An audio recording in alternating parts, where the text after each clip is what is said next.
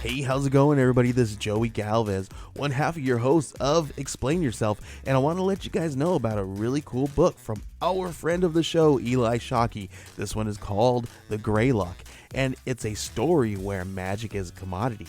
Potions are sold at corner stores. Orcs and dwarves earn a living in cubicles, not on the battlefields. But there are those who resist the house's magic's laws. Branded a criminal and forced to live as a wand for hire, there is a spell slinger they call the Greylock. Check this one out. You guys can pre-order issue 3 right now with code JAN241939, and make sure you guys are heading over to your favorite LCS and letting them know that you want Greylock number 3, and maybe pick up the first 2 issues. You could do that at the Scout web store. So make sure you guys are grabbing the Greylock number 3, JAN241939 at previewsworld.com.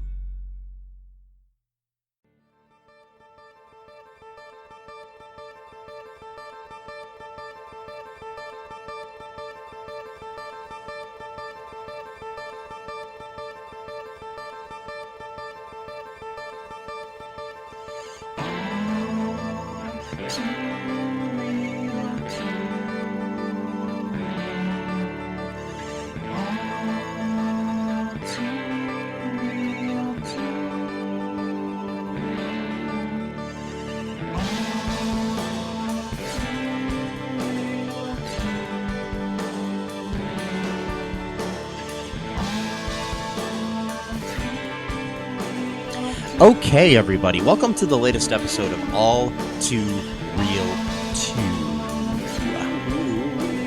My name is Michael Lee Collins II, and with me, rocking it and rolling it into the 80s is... Matthew, 80s, I can't think. What, Matthew Haas, I couldn't think of That's good. A good nickname this time. I'm just going to call you, Matthew. Oh, I like that. Just like a one-name thing? Yes. Like Brent? Okay, You're like Prince or Cher or Madonna. Yeah, okay. All popular in the 80s. I wasn't that popular in the 80s because I was just like a little kid, but like... but they all were. So They all were, yeah. So it works. Yeah. Anyways, today on the show... I'm an 80s and 90s child. Yes. Because I was born in the early 80s, so I have enough memories of the 80s to be considered an 80s child, but I was primarily more 90s, early to mid 90s child. So I'm like in that little in between, place or whatever. Yeah, I was born in the late 70s, so I was an 80s child. Yeah, a little bit of exactly. 90s, not much 90s, but a little bit. Yeah. Yes. So, anyways. On today's show, as we venture into our series called Pilot Era, where we look at television shows that lasted 1 season or less, and we look at the pilot episode of those shows, we're looking at That 80s Show, a show that premiered in January of 2002, and aired its last episode in May of 2002. It had 13 episodes. It was kind of, but not a... It was not a direct, but kind of a spin-off of That 70s Show, which was a, much better, more loved television show. Maybe it was not a hit. Maybe not so much right now with the Danny Masterson of it all, but right. That's okay. He was still good on the show. I can't deny that. Right. So, this was obviously a period sitcom that took place in the 1980s. This wasn't like the 1880s. Because that would have been a completely different show. Right. And maybe better. Yeah. The show was created by Mark Brazil, who is a Facebook friend of mine. Hi, Mark. And Terry Turner and Linda Wallum. Mark and Terry both were two of the co-creators of That 70s Show. It starred in his first television performance, Glenn Howerton as Corey Howard, a struggling musician who lives at home with his sister and his father, and works at a place called Permanent Record, a record store. It also has Tinsley Grimes as Katie Howard, his sister. Chyler Leigh as June Tuesday, a punk rock chick. Eddie Shin as a yuppie guy who's like in love with Ronald Reagan. Brittany Daniel as Corey's bisexual ex-girlfriend who has an unrequited crush on Corey's sister Katie. Stand-up comic Margaret Smith as Margaret, an ex-hippie rock groupie and owner of Permanent Record. And Geoff Pierson as R.T. Howard, Corey and Katie's divorced father. Yep. That is your cast, folks. Mm-hmm. And so what happened in this pilot here, Matt? Well, got to clear my throat because I got a lot to say. What happened is the show really, really, really wants you to understand that it takes place in the 80s. Like, it's very, like, paramount that, like, you know it's in the 80s. Like, you get it? Like, at a dance club, you know, two Wall Street guys are like, oh, is my nose bleeding? Because you get it? Cocaine, 80s, Wall Street. You know, a guy's on his mobile phone, like, I'm at a phone. It's not a payphone. And he like shakes his ice, like, you hear the ice? It's like, get it? Sorry, one of your Facebook friends is like the Korean. Yeah. I don't mean to be too harsh, but anyway, it starts off like, Glenn Howerton's character Corey is like at the dance club, and he ends up finding like his ex-girlfriend there, and he doesn't even realize that they've actually broken up all the way or whatever. And she's like, no, it was a real breakup and stuff like that. You know, sorry if there was like any, you know, miscommunication or whatever. And, you know, he's just kind of like pretending to not, you know, believe her or whatever. And, you know, he goes home. His dad is like kind of like a jokey kind of character. I don't really know how to really pinpoint his very male chauvinist, misogynistic sort of typical dad of the 80s sort of thing. Yeah, he's just kind of got that thing. And plus, too, he's like, you know, he dotes on his daughter as being like the good one. Like, oh, she's an entrepreneur because she's like trying to do a candle business or service or whatever. Yeah. And which is funny because they talk about his philosophy degree, which is hilarious because he plays Jack Griffin in AP Bio, and he literally is like a philosophy professor at a philosophy. Yeah. I just thought that was kind of funny, you know. Not sure if that was connected at all, or, you know. Probably not.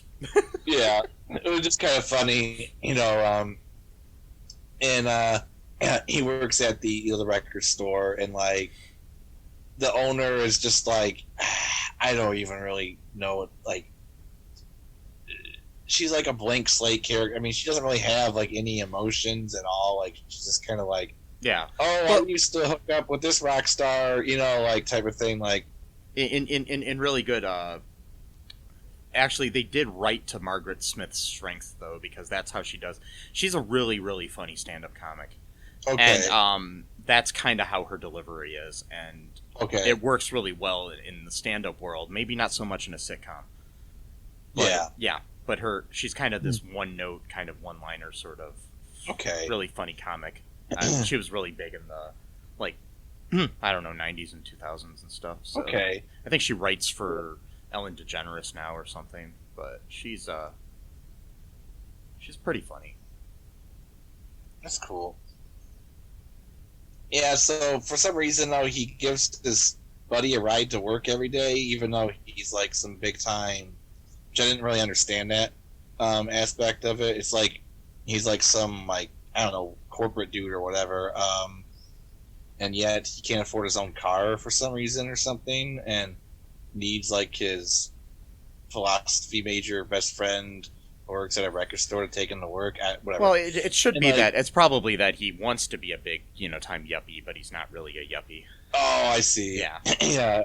He's, I don't know, it's just a weird, like, the weird thing about this episode, okay, is, like, it seems like half the time it's trying to be, like, a satire about, like, a show from the 80s, and then half the time it's almost like pretending to be a show from the 80s, but, like, not really done on purpose. Like, that wasn't, like, the intention, like, because, like, when they're riding in the car, there is, like, this funny moment, a brief funny moment, where they're like, I can't believe what happened to you, and, like, I can't believe what happened to you, and all this kind of stuff, and, like, and, like, the, his friends, like, listening to, like, one of these, like, self-help bullshit tapes, like, I am successful, and, all this kind of stuff to, like, pump them up or whatever, and then, Corey takes the tape out and puts, Talking Heads in there, the guy's like, the lyrics basically saying, like, how did I get here? This is not my beautiful life or whatever. And then, like, Corey's like, I deserve a big house, like, kind of making fun of it, I deserve a beautiful wife, so it's like, it's kind of funny, he's razzing him a little bit, and all of a sudden it gets into, like, just such a cheesy, okay, so that brief moment was taken away now with, this thing, and I don't know, man, just, not a lot really happened in this episode, really. So basically, then, Corey gets to work. He goes there, and while he's there, he is upset because, he just got broken up with. And I did like the delivery of Margaret, where he says something like, I got broken up with, I got dumped by my girlfriend for a woman, and she's like, it happens. just the way she said it, it was pretty funny. Yeah.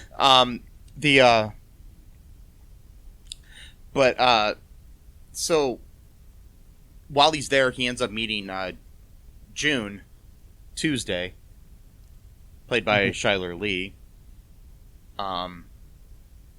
Which is really weird to see. I just want to point this out because if you're a fan of her on Grey's Anatomy, or which she was on for a little bit, or especially Supergirl, which I'm a big fan of, and I know you are, Matt. She, you can't even believe that's the same actress, really. I can't. No. Kind of shows her strengths, that she's versatile as an actress. She's this punk rock chick with, like, really spiky hair.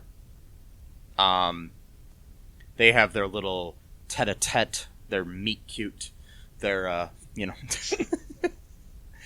they're little, like, oh, I'm a punk, you can't deal with it, and oh, I'm a guy with a haircut from the Blue Lagoon, another 80s reference.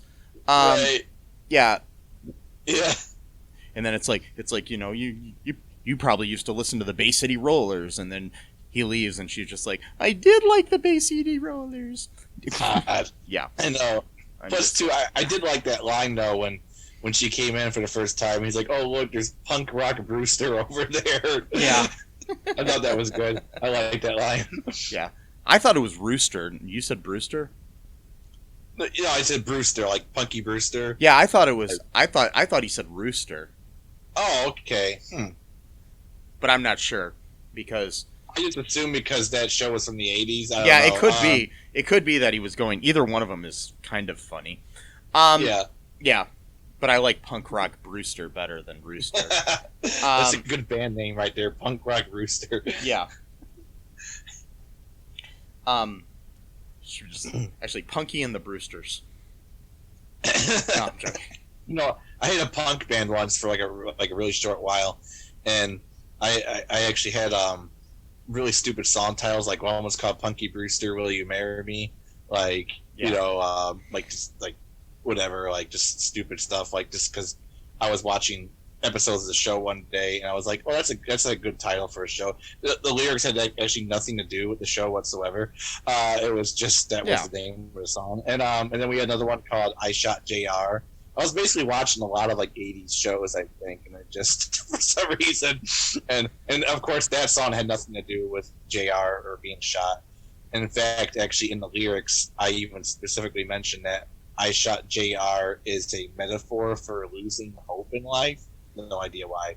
The band only lasted about a month, and it was just me and my brother, him on guitar and me on vocals. No drums.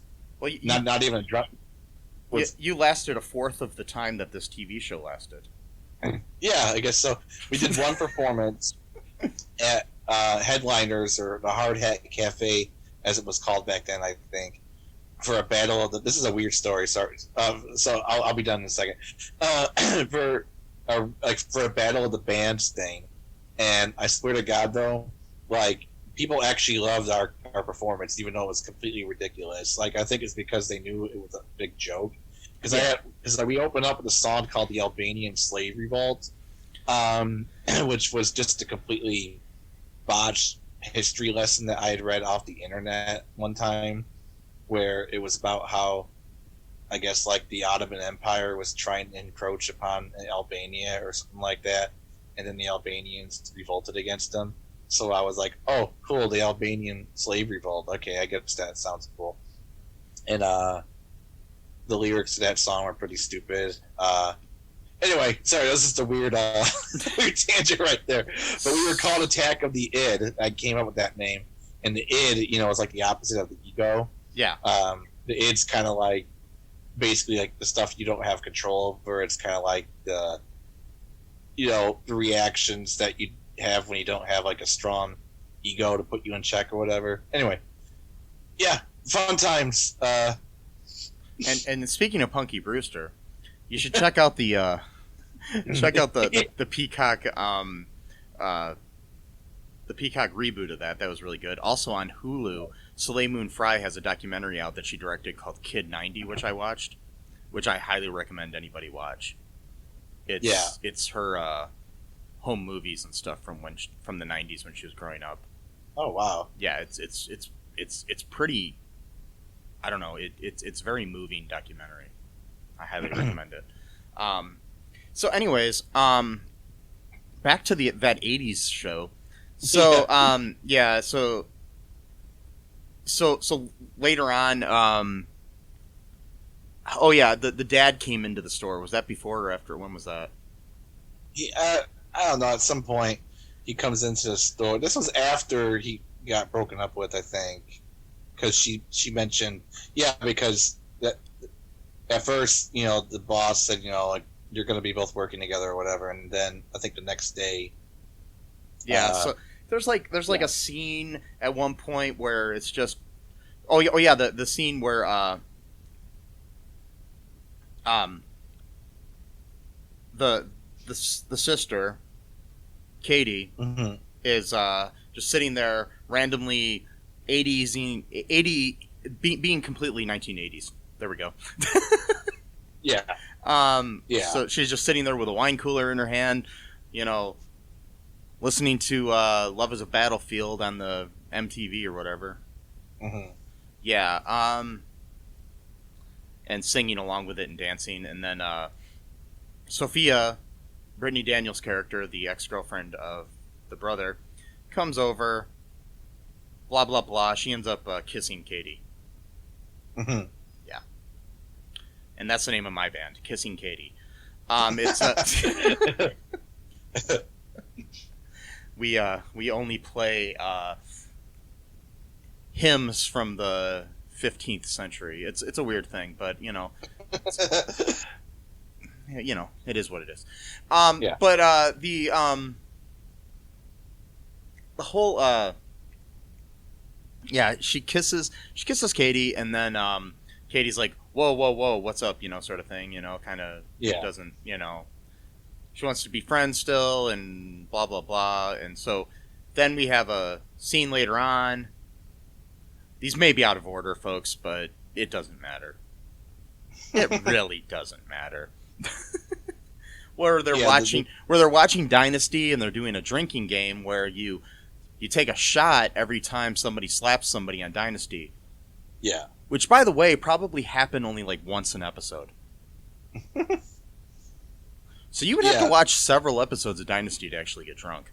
I'm just saying. But they were taking shots like every 20 seconds or something like that. It didn't happen that often on the show, really. I mean, it was known for that. But it wasn't like the show was just people slapping each other. It happened, maybe twice or 3 times an episode at the most, Maybe they had like a VHS and they just recorded all the parts where they slapped and then they just took a shot. It looked like they were actually watching an episode. So I'm just saying. No, in my headcanon, they recorded it. It's like it'd be like the equivalent of watching, I don't know, like The Office, and taking a shot every time Michael gets mad at Toby. Yeah. Which is maybe once an episode, maybe.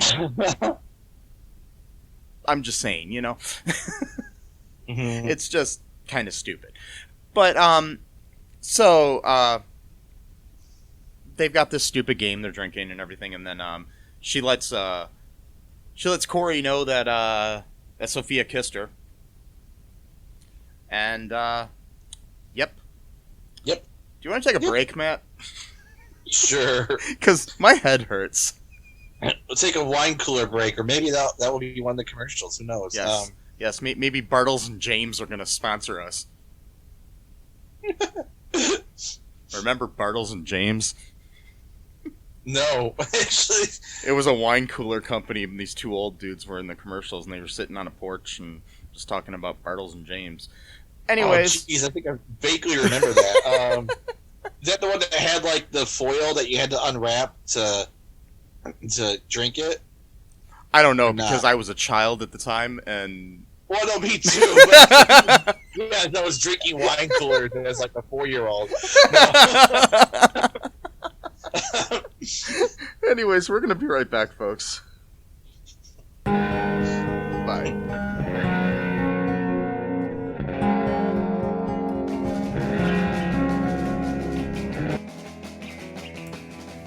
What is Gen X? What is the silent generation? What do generations have in common? Hi, I'm Trish the Dish from the Gen X Voice podcast, and I invite you to listen to conversations I have with folks from different generations, backgrounds, beliefs, and experiences in an attempt to see what connects rather than divides us. Even though Gen X has been called slackers, Karens, or not mentioned at all in some cases, we are the bridge generation, so I feel compelled to do my part to destroy ageism by bringing all these voices together. And, as a bonus, each guest gets to answer some 80s questions at the end of each show. So download and listen to Gen X Voice today on Apple, Spotify, Amazon, or wherever you listen to podcasts. And let's see how much we have in common after all.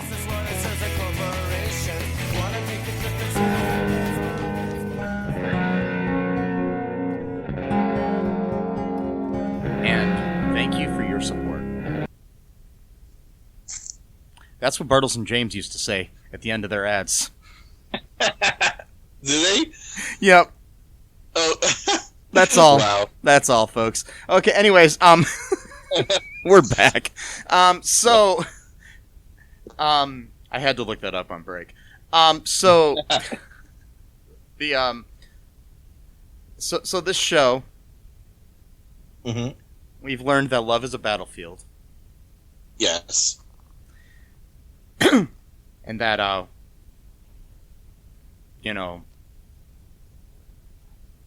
that is not my beautiful house. That is not my beautiful wife. Yeah. Yep. We've learned a lot so far, haven't we? About the 80s. Yes. It takes place in the 80s. Do you understand that? Yes. By the way, it takes place in the 80s. It's in the title. It is. Yes. So the title. So next in this episode, after they find out that Sophia kissed Katie. At some point, Corey decides to go work for his dad. Oh yeah. In something shoehorned into this episode that could have been a whole episode itself. Mm-hmm. Just want to point that out. Yeah. No major offense to the writing, but it was like they were trying to fit too much into this episode, but not enough at the same time. Right, a pilot. So they're trying to make sure they can fit everything in, as to make sure that it got picked up by the network, probably. But usually, the quote unquote artsy guy going to work for his dad thing is usually a whole episode. Yeah, exactly. Yeah, but he goes there. His dad's like an ad executive or something, and he's trying to come up with ideas, and he can't come up with any. The end. That's it. Yeah. Literally, like there was an interesting moment there that it was very classic Glenn Howerton, but before he really like perfected his craft, his Dennis Miller / not Dennis Jack Miller, Griffin. Dennis Reynolds. Yeah, sorry, Dennis Miller. Yeah, no, totally different character or character, I guess you'd call it. Anyway, because I think he's full of shit. Anyway, he's like, he's basically trying to come up with a slogan for like a weed whacker or something like that, and his dad comes in. And he's like, "How you doing, son?" He's like taking a nap, and he's like, "I got nothing," or whatever. But it was like before he was able to sort of perfect that kind of. It's very Dennis Reynolds or Jack Griffin. Yeah. His character on AP Bio. It was interesting. It did have very Glenn Howerton. Mm-hmm. And Glenn Howerton is just funny. I mean, this show has a good cast. It does. The writing isn't totally horrible, but it's too reliant on the 80s. Yeah. That's the problem. But anyways, So he can't do that, so he comes back to work at the store. There were some other scenes. They're pointless. And I mean, what else happened? I mean, I'm trying to think. There's a scene where they're at the dance club, and Sophia hugs Katie in kind of a sensual way. That's about it that happens there. Yeah, she apologizes for, like, I guess, hitting on her or something like that, or whatever. And what was Corey's friend's name? Roger. Yeah. Roger. Okay, I was thinking Eddie, but that's his real name, right? Yeah, Eddie Shin is his real name. Yeah. Okay, so that's actually the actor's name. Yeah. So Roger, he says something like, "Oh, I go both ways too." By the way, too, like their depiction of bisexuality in this show is very 80s, if that was intentional or not, because it's just very like because there was a line earlier in the episode where he said where Glenn Howerton's character said she's like a vegan that likes turkey every once in a while. Right, and it's like that's very oversimplification. Because very interesting. I don't want to go on too much of a tangent here, but there's very interesting debate right now between people who use the phrase pansexuality and bisexuality, and a lot of the people who use the word pansexuality, they believe that bisexual doesn't cover enough ground, I guess, but a lot of people from like the early 90s who are bisexual basically say, well, pretty much bisexuality at that time pretty much means the same thing what you call pansexuality. So it's kind of like a wash. Like you use your term, we use our term, pretty much means the same thing. So it's interesting to kind of see, like, it's a weird tangent, I know. See how words evolve and change and stuff like that. But at the same time, the old words might actually have same meaning. And then how people get so pissed off when words change or things change in the world, or you can't be more accepting or progressive or open to more things. It's just like so stupid because it is what it is. The world sucks.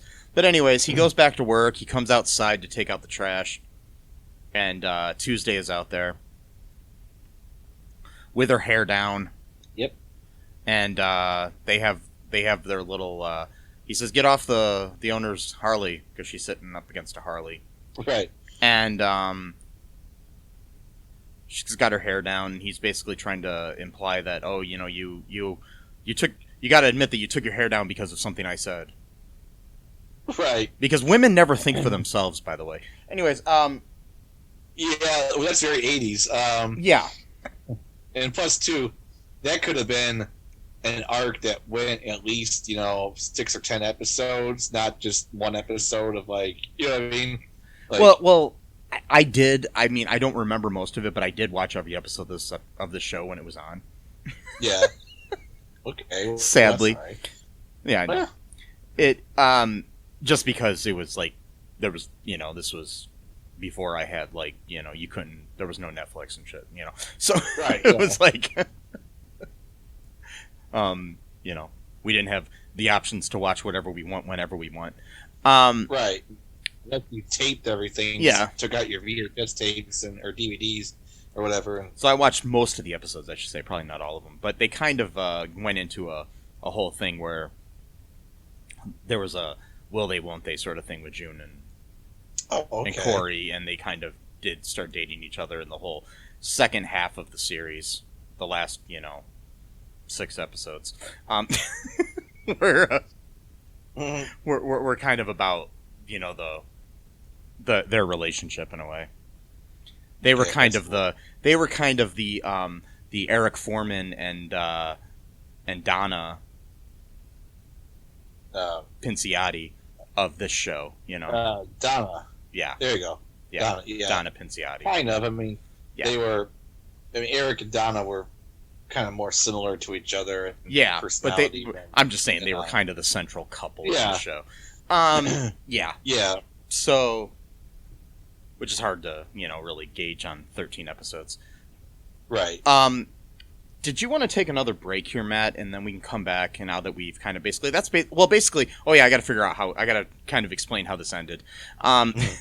They have their little fight, flirting, and he says something about getting coffee, and she's like, "I was already going to get coffee." Right. Yeah. It's like if you want to follow me, you can. Right. Yeah. And so that's basically how the show ends. Yep.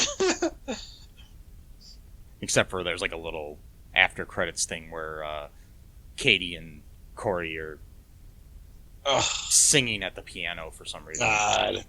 Singing some Carpenter song or something, and some stupid song. Yeah.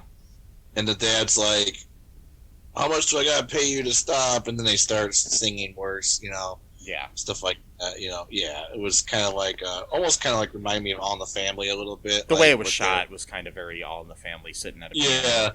Yeah. Yeah, exactly. So, do you want to take a break now, Matt? Yeah, sure. Yeah, we'll come back and we'll talk some trivia and some reviews of this glorious show. Yeah.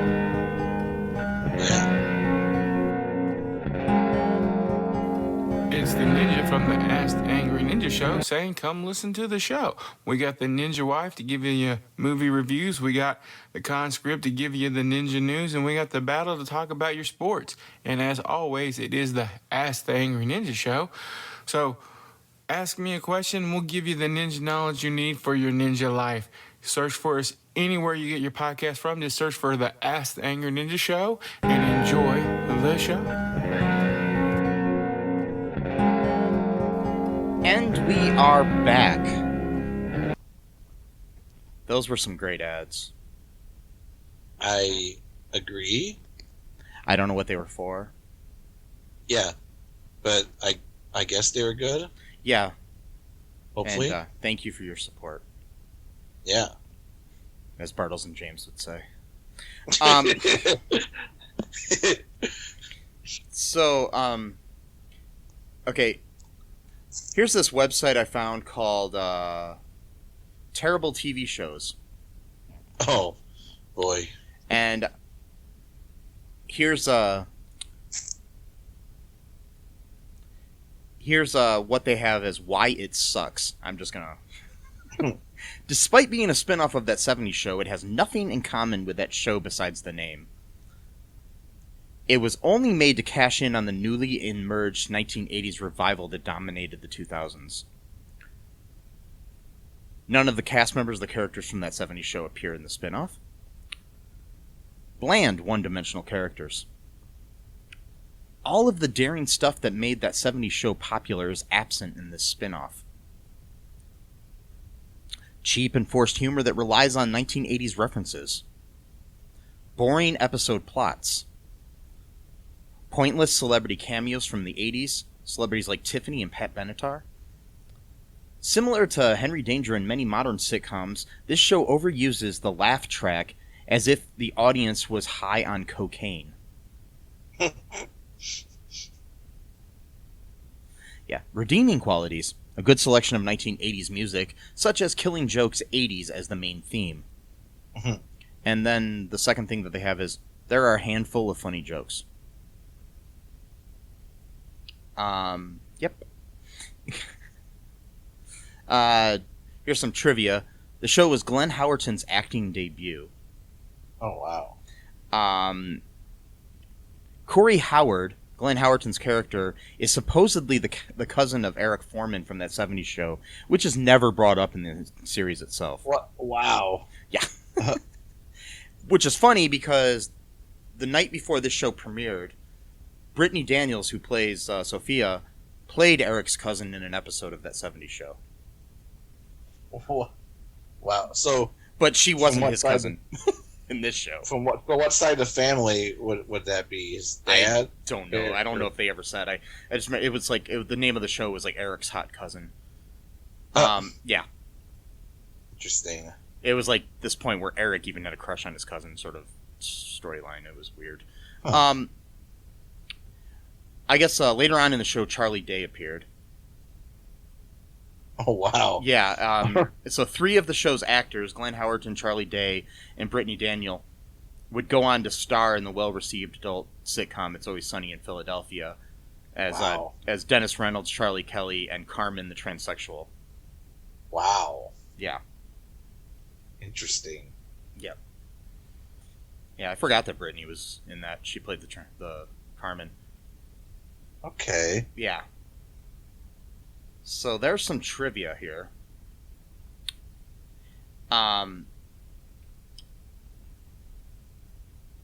Here's some user reviews from the Internet Movie Database. Here's one called How Bad Can TV Get? This was from HN93, written on the 18th of March 2002. What a poor effort. That 80s show aired in New Zealand tonight, and it was a new high in low for TV. Seriously, unfunny, lame characters, and poor cash-in on the success of that 70s show. Anyone who derives enjoyment out of this probably can't remember yesterday, let alone the 1980s. Good one, Fox. Cancel Married with Children and Futurama and put this on? Quality program. Nah, who needs that? Wait, when did they cancel Married with Children? It went off the air shortly before that, and honestly, oh wow, and honestly, Married with Children ended on its own terms. It was never canceled. Okay, so that's net. But they did cancel Futurama, and then it was brought back later on, on Comedy Central. Right, yeah. Interesting. Okay, here's one called Too Bad. This was written on March 19th, 2003, from Darth Bill. It really wasn't all that different from that 70s show. Just about every joke was thrown in. Some funny, some not. I admit I only tuned in to see the adorable Tinsley Grimes. I think this show could have become something better than it was if it had been given more of a chance. And also, if the writers had taken it more slowly with things like the love-hate relationship between Corey and Tuesday. I think another problem with the show was the lead character of Corey himself. The writers weren't sure what to do with him. He was supposed to be a nice guy. He was supposed to be a jerk. They hadn't figured him out yet. But that's why you have to give a show like this time, so you can flesh out your characters and figure out who they really are. Yeah. Okay. And she was adorable, by the way. Yeah. I liked her. She had like a recurring role on Smart Guy. The show about the kid who was smart. I don't remember that one. It was a show. It starred T.J. Mowry, the brother of Tia and Tamara, and then also had Omar Gooding, the brother of Cuba Gooding, and I just wanted to point that out, that there were two brothers of other people that are more famous. Yeah, it was a really good show. It was like a TGIF show that I think transferred over to the WB. Yeah, it's on Disney Plus. If you haven't watched it, I highly recommend it. Cool. The pilot episode is shot on the sets of Boy Meets World. Okay. And then they get their own set in the second episode. So, just letting you know that. Okay. So, but no, she had like a small role on that from time to time, and I always thought she was cute. Okay. Here's a 10 out of 10 review.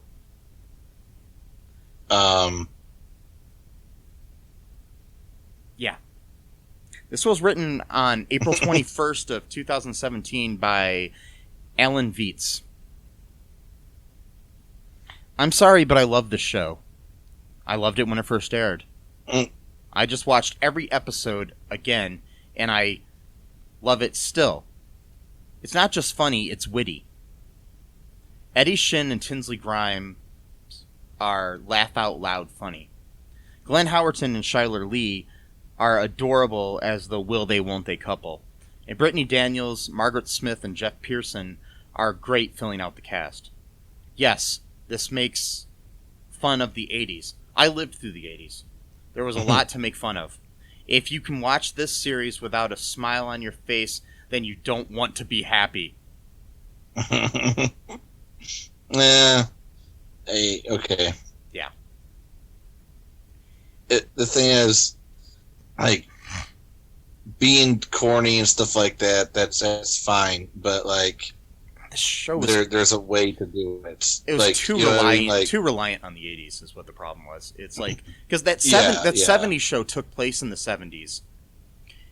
It's like there are good shows that take place in the 70s or the 80s or whatever decade they're supposed to be. They take like the Wonder Years took place in the 60s. Yes. But it didn't rely on the fact that it took place in the 60s for its heart and humor. Yeah, exactly too. And it's like there's a way to you can still drop references into the era you're in, but like that shouldn't be like the butt of the joke. Or so, for example, like I know in one of the episodes of that 70s show, they were trying to get like tickets to go to Led Zeppelin or something like that. But like the joke wasn't like Led Zeppelin, get it? 70s? Like, you know what I mean? Like, yeah, you could have written that in modern days, and they could have been trying to get tickets to Taylor Swift. You know what I mean? It's like it doesn't have to be what whatever it is. And it's like like Freaks and Geeks took place in the 80s. Yeah, but that wasn't the point of the show. No, and that show is still relevant to this day. Yeah, I mean, like you can watch that show. You can watch that show and be born, 10 years ago and still enjoy it. Maybe not 10 years ago, but 20 years ago. Well, maybe not 10. Yeah, so like you probably shouldn't. Yeah, if you're 10 and you're watching Freaks and Geeks, I don't know. There might be something wrong with you. I'm not sure. It's kind of like the point of of sitcoms a lot. Like the point of The Office isn't the fact that it takes place in an office. Yeah. It's about the characters. It's not about the time period or the setting. And that's what makes you like a show. It's not, oh, we're funny because we're in an office, or oh, we're funny because it's the 70s, or oh, we're funny because it's the 80s, or oh, it's funny because it's the 60s. No, it's because of, when it took place. I mean, what? It's not because of when it took place. It's because of the characters and the plots that could happen anywhere or any time, almost. Yeah, that's the problem with this show. So, would you recommend anyone watch this show, Matt? Maybe as, I don't know, if you're just like messing around, you just want to watch something that's kind of funny, like if I don't know, like if you like, you're not really paying attention to it, or like if you just want to like say, like show someone like, hey, this is a show that came out like in the early 2000s, and only had one short season, maybe. Do you think the show could have lasted if it was like maybe developed better? I mean, I only watched the pilot episode, so I don't know, but like based off of that, I think that if they didn't make, for one thing, the set was also very limited. I mean, like most of the scenes only took place on like the club, and like, well, I guess technically the same thing happened in that 70s show. They spent a lot of time in the basement, but like, I don't know. I mean, if they developed, if they developed the characters more and they did more, I don't know, just more cinematography, just take some more risks. I mean, like the very first episode, pilot episode of that 70s show, Eric gets drunk or whatever, and it actually makes like the room like spinning, when he's trying to talk to his parents or whatever. Like that was pretty cool. Like, if it took some more risks, I think doing stuff like that, not just trying to make like a straight sitcom, which I think is maybe what they were trying to do with that show. Like, get it takes place in the 80s, but we're also going to make it look kind of like an 80s show at the same time, sort of, but not all the way. So I think that if they thought about it a little bit more, and maybe if they took more risks, and if they kind of knew exactly what they want to do, because there are shows that sometimes will alternate between like making it a satire about that kind of show and making it like that show too. So it's not like it has to be one or the other. You know what I mean? I mean, there's a difference between like the Brady Bunch movies where they make fun of the Brady Bunch in a way. Right. Yeah. Exactly. Those are good movies, though. And watching the actual Brady Bunch. I think the only reason to really watch this is to see a young Glenn Howerton and a young Chyler Leigh. Yeah. That's basically it, in my opinion. Mm-hmm. I mean, the rest of the cast are pretty good, but like the dad, he was on that Unhappily Ever After show. Which speaking of Married with Children, which was like basically a Married with Children kind of clone, created by the same people, but with a talking bunny, and but he was basically playing that same character in a way. So it was kind of like, I mean, he's a good actor, Geoff Pierson, but it's just kind of, I mean, I've seen him in a lot of things where he's a really good character actor, but this, I don't know, it just seems like it was a retread. But yeah, like I said, young Chyler Leigh, young Glenn Howerton, young Brittany Daniel, actually. It's good. It's good to watch for that aspect. The cast is good, but I wouldn't really watch much of it. I mean, it's not like a rewatchable show. Anyways, anything else, Matt, before we go?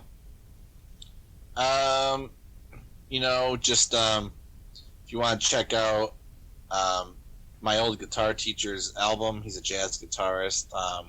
He's got a new album coming out called Low Rent Space, from the, what's it called? The Quick Quartet, I think is what the band name is called. Yeah.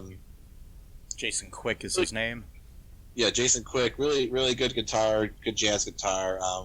If you don't like jazz guitar, it's not.